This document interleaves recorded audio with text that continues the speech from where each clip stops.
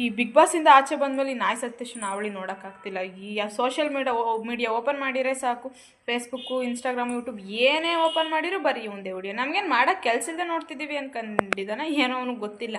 ಏನು ನಾವೇನು ಅಷ್ಟೊಂದು ಕಿವಿಗೆ ಹೂ ಮುಡ್ಕೊಂಡು ನಾವೆಲ್ಲ ಏನು ದಡ್ರು ಅಂತ ಅಂದ್ಕೊಂಡು ಅವನು ಅದಕ್ಕೆ ಆ ರೇಂಜಿಗೆ ಬಿಲ್ಡಪ್ ಕೊಡ್ತಿದ್ದಾರೆ ಅನಿಸುತ್ತೆ. ಫಸ್ಟು ಅವನಿಗೆ ಹೋಗಿಬಾರ್ದು, ಅವನು ಕರೆಸಿ ಇಂಟರ್ವ್ಯೂ ಮಾಡ್ತಿದ್ದಾರಲ್ಲ ಈ ಮೀಡಿಯಾದವರು ಮತ್ತು ನ್ಯೂಸ್ ಚಾನಲ್ ಅವರು ಎಲ್ಲ, ಅವ್ರಿಗೆ ಫಸ್ಟು ಮಕ್ಕಬೇಕು, ಅವಾಗಲೇ ಸರಿ ಹೋಗೋದು. ಅವನಿಗೇನೋ 2,000 ಜನ ಹೀರೋಯಿನ್ಸ್ ಪ್ರಪೋಸ್ ಮಾಡಿದ್ರಂತೆ ಅವ್ನ ಮಗುಂಗೆ 10,000 ಜನ ಬರೀ ಹುಡುಗಿರೇ ಇದು ಫಾಲೋವರ್ಸ್ ಅಂತ ಇನ್ಸ್ಟಾಗ್ರಾಮಲ್ಲಿ ತಗೋದು ನೋಡಿದ್ರೆ ಅದು 10K ಫಾಲೋವರ್ಸ್ ಇಲ್ಲ.